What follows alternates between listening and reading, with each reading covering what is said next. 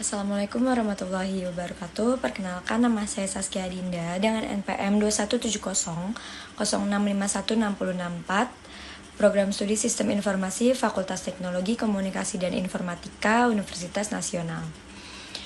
Dalam video ini saya tujukan kepada Bapak Novidia Natasha sebagai dosen dari mata kuliah Komunikasi Data dan Jaringan, guna untuk memenuhi nilai UAS pada semester 2.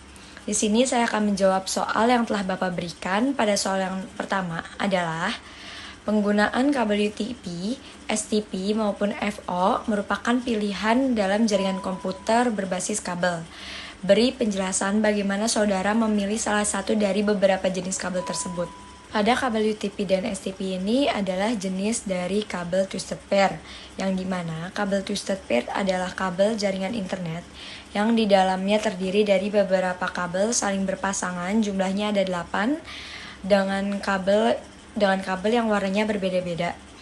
Untuk cara kerja kabel twisted pair sama dengan kabel coaxial, yaitu dengan menghantarkan arus listrik pada lapisan dalam kabel twisted pair terdapat kawat tembaga yang berfungsi sebagai konduktor.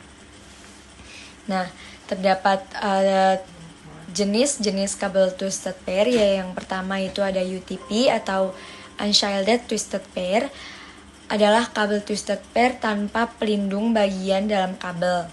Kabel ini paling banyak digunakan karena memiliki fungsi yang sama tetapi harganya yang jauh lebih murah.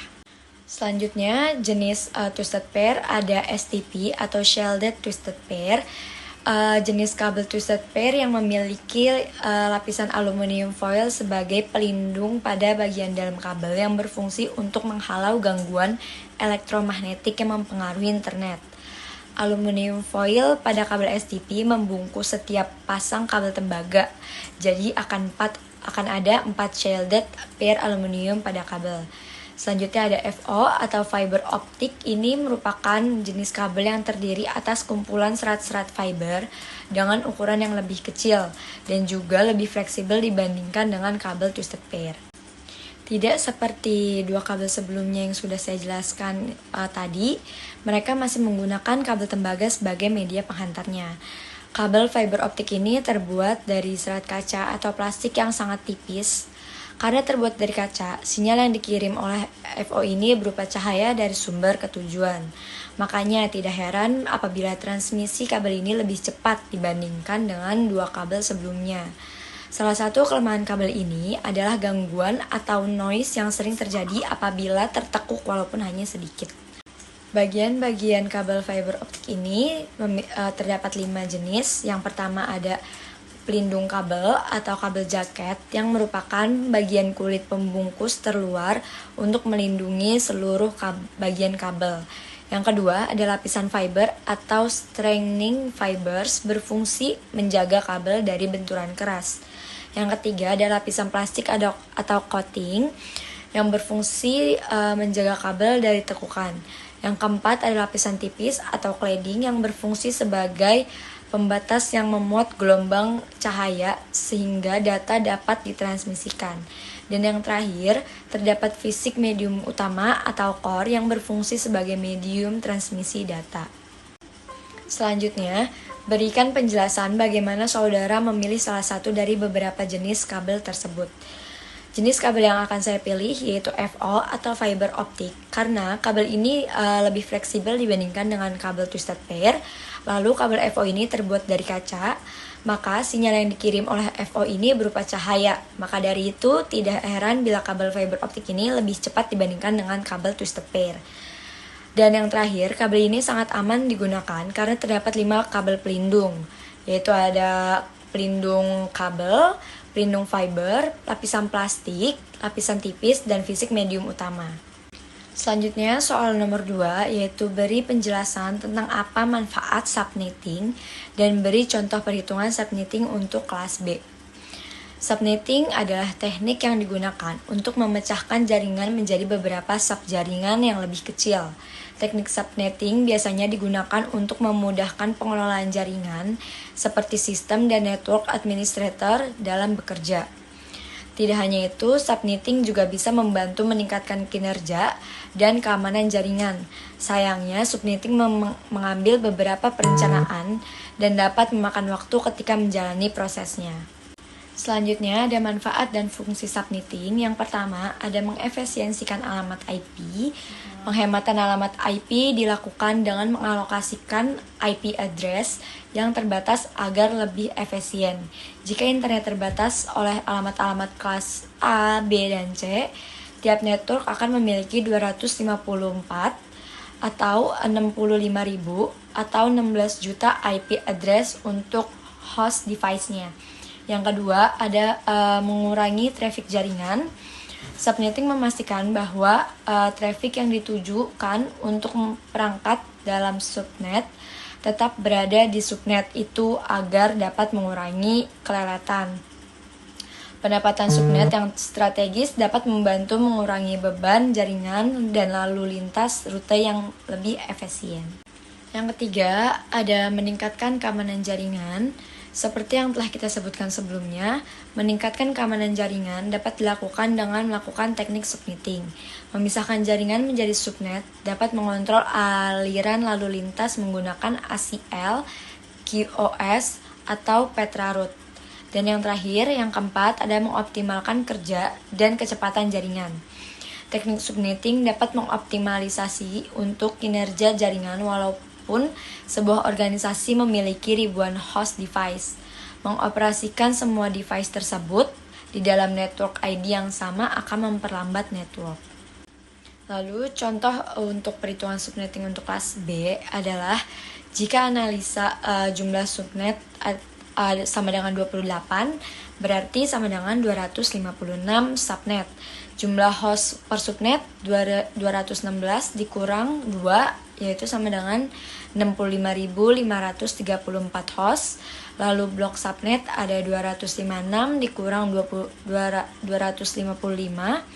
Jadi subnet lengkapnya antara 0 sampai seterusnya.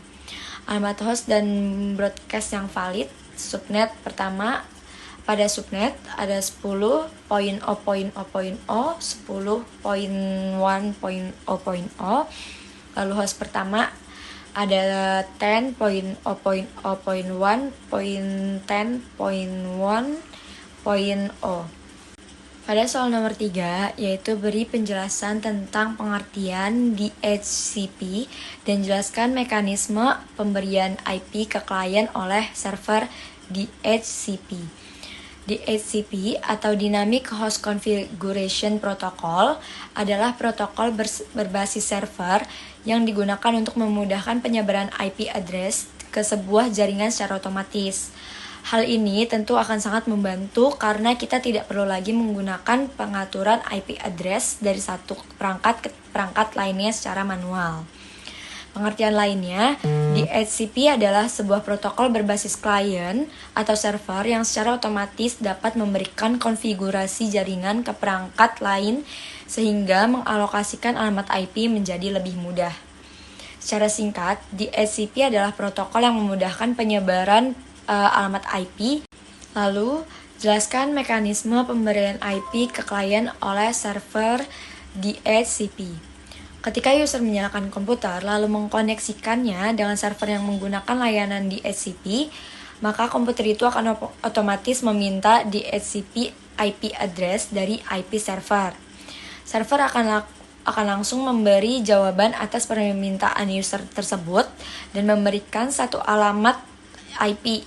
Nah, ini adalah cara kerja DHCP server. Jadi, kita bisa nyimak bagaimana cara kerja DHCP server yang terjadi di dalam proses layanan DHCP antara klien atau user dengan server seperti yang ada di bawah ini. Yang pertama ada IP, at least request. Komputer klien meminta alamat IP kepada server. Selanjutnya ada IP list offer atau DHCP server yang memiliki list alamat IP menawarkan kepada komputer klien atau user. Selanjutnya ada IP list selection. klien memilih atau melakukan seleksi penawaran yang pertama kali diberikan oleh DHCP server. Setelah menjatuhkan pilihan, klien akan mengirimkan broadcast berisi pesan bahwa klien telah setuju dengan penawaran yang diberikan. Selanjutnya ada IP list acknowledge. Di bagian tahapan ini, DHCP server menerima isi yang telah dikirim oleh klien, lalu secara bertahap membalasnya dengan sebuah paket acknowledge DHCPACK kepada klien. Di dalam DHCP server sebagian diantaranya juga dilengkapi sebuah fitur mikrotik. Kegunaan dari mikrotik ini sangat tepat ditujukan bagi jaringan yang mempunyai user dinamis dengan jumlah personil yang sering berganti. Untuk melakukan setting DHCP, server mikrotik dapat melakukan di menu IP, kemudian klik DHCP server, lalu klik DHCP setup. Selanjutnya akan muncul beberapa kali instruksi lanjutan yang menuntun kita untuk melakukan setting konfigurasi mikrotik sesuai dengan apa yang kita hendaki. Pada soal yang terakhir atau soal nomor 4, jelaskan pengertian serta tujuan dari DNS, jelaskan peluang dan tantangan dari cloud computing, serta jelaskan pula model layanan cloud computing. Yang pertama, tujuan DNS atau Domain Name System adalah sebuah sistem yang menyimpan informasi tentang nama host atau nama domain dalam bentuk basis data tersebar di distribusi database di dalam jaringan komputer. Suatu sistem yang memungkinkan nama host dirubah menjadi nomor IP dan sebaliknya. Tujuan utama DNS adalah mencocokkan nama atau domain situs web ke dalam angka-angka yang disebut dengan alamat IP, sehingga komputer mengerti situs apa yang diminta oleh manusia dan bisa menampilkannya. Dengan adanya DNS, manusia tidak perlu mengingat banyak alamat IP dari berbagai domain. Selanjutnya, peluang dan tantangan dari cloud computing. Yang pertama, secara paralel telah ada reaksi terhadap cloud computing. Penggunaan komputasi cloud berarti ketergantungan pada orang lain dan yang mungkin bisa membatasi fleksibilitas dan inovasi.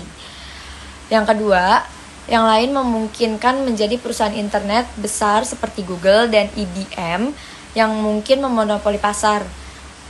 Beberapa pendapat bahwa penggunaan superkomputer adalah kembali ke waktu komputasi mainframe bahwa PC bereaksi menentang. Yang selanjutnya, keamanan bisa membuktikan menjadi masalah besar.